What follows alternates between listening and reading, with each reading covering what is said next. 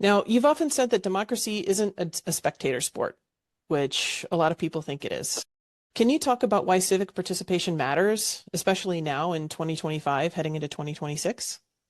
Sure. And, it's certainly not an original phrase with me. I remember growing up hearing people say politics is not a spectator sport. And I think that's never been more evident than it is today. And my summary of why it's important, Carla, is really pretty simple.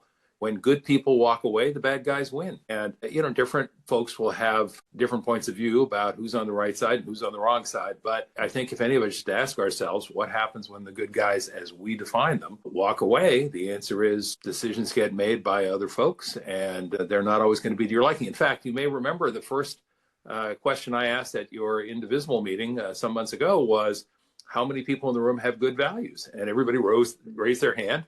And we all sort of chuckled. And then I said, and how many of you have ever been frustrated that your good values were not respected or reflected by your government at some level?